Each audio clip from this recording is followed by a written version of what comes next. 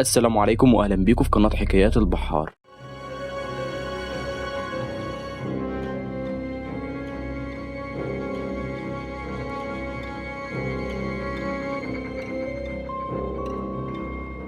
في سنة 2022 ظهر شيء غريب في أحد الرسوم المتحركة على التلفزيون وبالتحديد على قناة MBC مصر، والشيء الغريب ده كان في إعلانات رمضان 2022، والإعلان ده معروف باسم فنانيس. وسط جميع الإعلانات كان فيه إعلان باسم سندباد لشخصيات فنانيس بيبحروا لجزيرة، وفجأة بيظهر ليهم حوت أزرق وعلى ظهره جزيرة، والجزيرة دي هم رايحينها.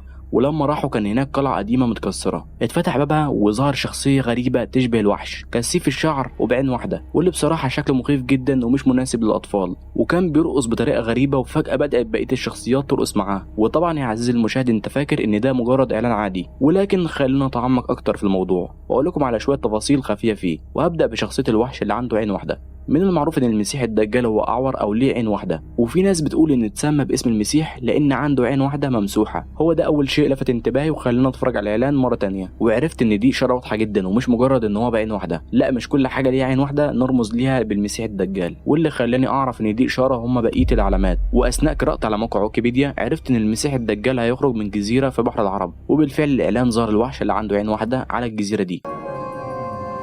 في سنة 2013 بيتقال إن هناك جزيرة بدأت بالظهور في بحر العرب. ارتفاع الحوت على سطح البحر ودخوله الأعماق أدل على إن الجزيرة بتظهر وبتختفي.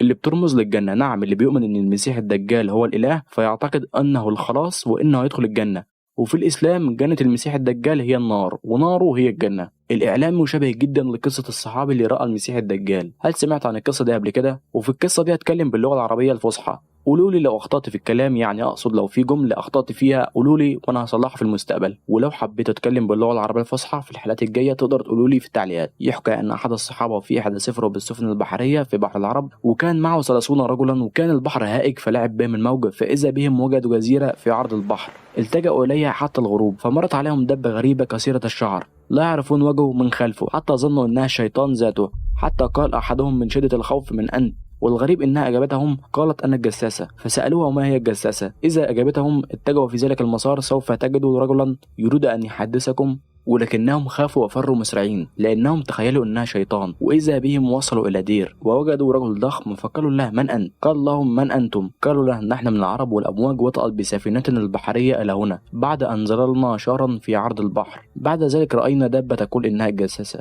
ولكن هربنا منها إلى هنا. فقال لهم أخبرونا عن نقل بيس بالخارج. وقال هل تثمر؟ فقالوا له نعم. وكذلك سأل عن ماء بحيرة الطبرية فقالوا له إنها كثيرة الماء. وكذلك سأل عن ماء عين زغر وهل يستخدم الناس ماء تلك العين؟ فأجابوا نعم. وكذلك عن النبي الأمين ماذا يفعل؟ قالوا له خرج من مكة ونزل بيثرب. وسألهم هل تقاتل مع العرب؟ قالوا له بالفعل وقد أطيعوه من العرب كثيرا. فقال لهم أنا المسيح الدجال، وإذا تم السماح لي بالخروج فسوف أسير في الأرض وأخرج فلا أترك قرية إلا وبط فيها 40 ليلة غير مكة وطيبة، فهم محرمات لا أستطيع دخولهم، عليها ملائكة يحرسونها ومن يمسكون سيوفا يمنعون من الدخول. طبعا في تشابه كبير جدا في القصة دي، السفينة والبحر وزور الجزيرة ودخولهم ليها، وحتى الوحش اللي عنده عين واحدة كان عنده شعر كتير زي الجساسة. وبيتقال ان الجزيرة ظهرت في قلب بحر العرب في سنة 2013 بعد زلزال بولشتستان ويا رب اكون نطقته صح. ممكن يكون الجزيرة كانت متواجدة من زمان واختفت وظهرت تاني. المخيف برضه هو كلمات الأغنية مع اللي بيحصل في الصورة. وبعيدا عن الأغنية هي أغنية جميلة أساسا، ولكن ده شوية في الإعلان لما بيفتح الباب للوحش اللي عنده عين واحدة بتقول الأغنية والله يرانا ويسمعنا. بعد ما اتفتح الباب كلمات الأغنية بتقول نصير أهلا ورمضان يجمعنا.